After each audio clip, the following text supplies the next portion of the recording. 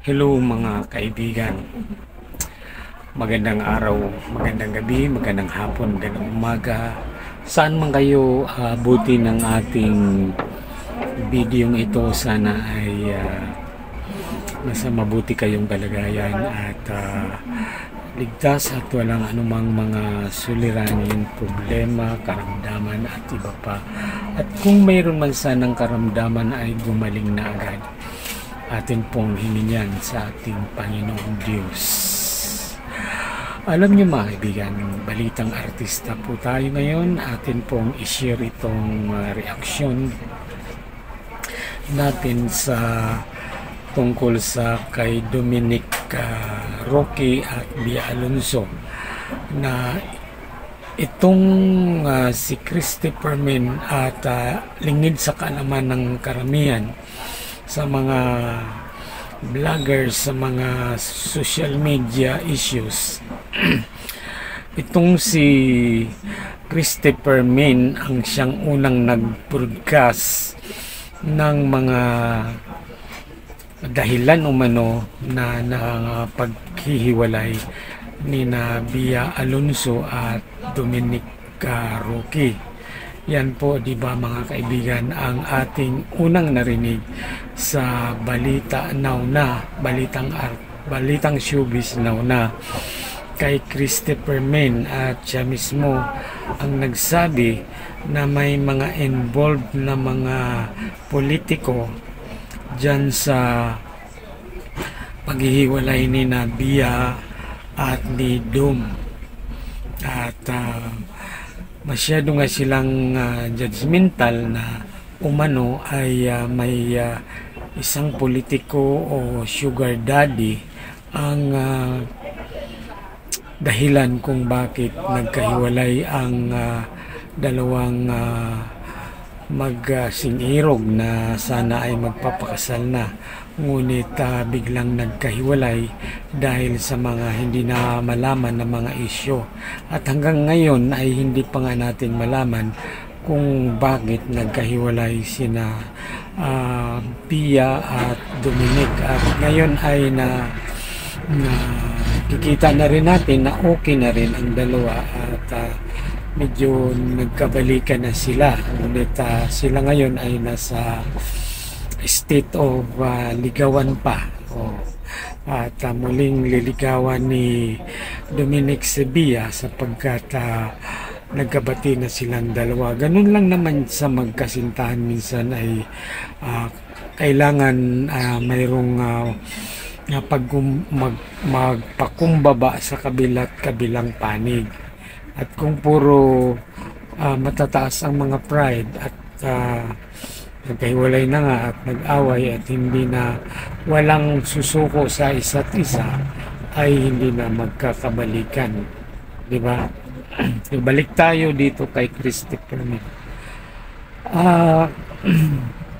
Ito kasing mga irresponsableng pagbabalita natin minsan, tulad ng mga sikat na mga martis, mga showbiz industry na katulad nila Christopher Min, Boy Abunda, na nagtatanong siya ngayon kung bakit siya lang ang pinopoint out ni Dominic. Sa iyo lang naman programa, sa iyo lang namang social media channel, unang narinig ang tungkol sa dahilan ng sabi mo ay may isang sugar daddy. Ang rason mo po ngayon ay hindi ka nag-mention ng pangalan, pero nag-mention ka na isang lalaking politiko. At iniisip nyo po ba na hindi kasiraan ni Dominic yun? Hindi kasiraan ng isang tao na pagdudahan ninyo na may isang sugar daddy. Okay lang kung sugar mommy, sugar daddy. Isang malaking kahihiyan yun sa isang lalaki na papatol sa isang lalaki din. Yun ay napaka sama na mga pangitain. At ikaw mismo, Christopher Min, ang unang nagbalita tungkol dyan. Hindi ka man nag-mention ng pangalan, pero nag-mention ka ng mga politiko. Hindi ang mga politiko ang sinira mo, kundi si Dominic. Kung ang haharapin mong kaso ngayon ay kay Dominic, hindi ka nga nagbigay ng pangalan ng mga politiko, pero nagsalita ka na mayroong sugar daddy. Sa katotohanan niyan na Christopher Min, ikaw ay may pananagutan sa pagsasalita mo doon kay Dominic, doon sa sinasabi mong sugar daddy. Ano ba ang ibig sabihin ng sugar daddy? Lalaki nagpapabayad doon sa mga matatanda, sugar daddy or money papa, ganun ba, Madam Christopher Min? Kaya ngayon ay napakababa ng iyong mga sound. Parang naramdaman ko na may takot dyan sa iyong puso na baka ikaw na naman ay kasuhan. Gayon din, sinabi mo na hindi ka hihingi ng tawad. Karapatan mo yan. Pero may batas tayo, Christopher Min, na dapat mong harapin. Kung pailan ka man ng kaso ni Dominic Roque, ay sa'yo na yan. Ikaw na ang bahalang sumagot. Doon ka sa korte magpaliwanag, hindi dito sa programa mo, dahil sa tingin ko may mali talaga dito. Nakikialam kayo, nanghihimasok kayo, kahit hindi pa ninyo confirm, binabalita na ninyo dyan sa inyong programa. Diba? May responsableng mamamayag. Kailangan i-confirm natin, kailangan mayroon tayong detalye, mayroon tayong ebidensya. Hindi po tayo kaagad-agad na mag-desisyon or mag-conclude. Kita lang natin magkasama, magkaakbay, or magkasama sa isang biyahe, ay kinukonclude na ninyo na may relasyon. Pambihira naman kayo, Ma'am Christy. Hindi nga kayo nagsalita, pero hindi kayo nagsalita sa inyong programa. Pero doon sa likod ng kamera, marami kayong sinasabi. At nagsasagap naman yan ng mga vloggers, di ba? So, kahit sabihin natin lusot ka, pero lata ka. Pag pinailan ka ng kaso, si Dominic Roque ang magpapile sa'yo, at mga witness na lang yung mga vloggers na inano mo, nagtanong sa'yo. At siyempre, nakikinig kami sa inyo, at hindi rin kami, kahit kami ay nanonood sa iyo.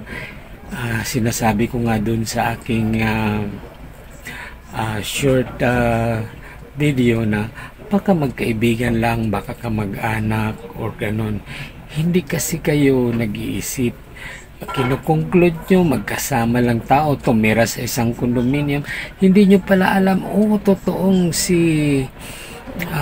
sino yung sinasabi nyo, si Halos Host, ang may-ari ng condominium. And totoo nga na ang hinala ko ay nangupahan lang doon, tumira lang o pinatira. Tapos sinasabihan na ninyo kaagad na hindi sa pangalan ni Dominic. Kung nangungupahan lang doon, anong masama doon? Nagko-conclude na kayo. So yan ang dapat isipin natin, mga kababayan,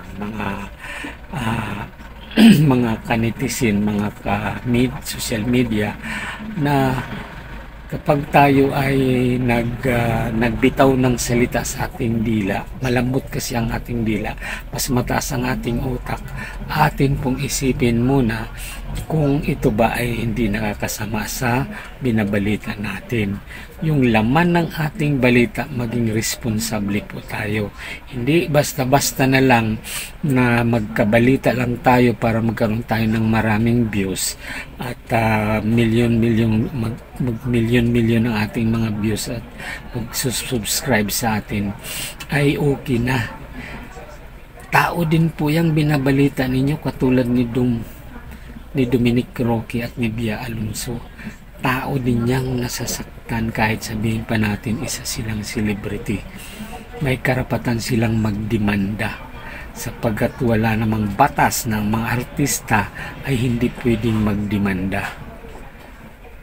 Kasi ang batas ay universal. Kahit ikaw pa, Christopher Minutes na naglulumanay ngayon ang iyong mga salita na hindi ka man natatakot pero nangangamba ka na naman na baka kasuhan ka katulad nung dati. Haharapin mo yan sapagkat nakikita ko na pasasampahan ka talaga ng kaso ni Dominic Roque. Pasalamat ka na lang kung mag-iba ang tono pero katulad ng kayabangan mo pa rin na hindi ka hihingi ng tawad dahil sa kadaldalan mo ay harapin mo ang kaso na darating sa iyo, ha? Kaya yung mga taga social media, tayong mga nandito sa mga social media ay wag po tayong basta-basta magsalita ng hindi pa natin napatunayan, wala tayong ebidensya, no? Katulad ng mga iba diyan, mga vloggers ng mga nasa ibang bansa, napakadaldal, napakadada na wala namang katotohanan at puro lang haka-haka. Katulad mo rin yan, Ma'am Christy, na nagkasama lang ang isang tao sa isang lalaki, nagkaroon na kakaagad kayo ng conclusion na yun ay sugar daddy, whatever. Hindi po tama yun. Bakit po kayong mag-broadcast? Tanungin mo nyo muna ang respondent bago kayo magsalita. Hindi yung narinig lang nyo tapos bigla nyo nang in-announce na ganito, ganon. Hindi maiwasan po yan sa isang relasyon na magkaroon ng away, maghiwalay, at may karapatan din silang magbalikan.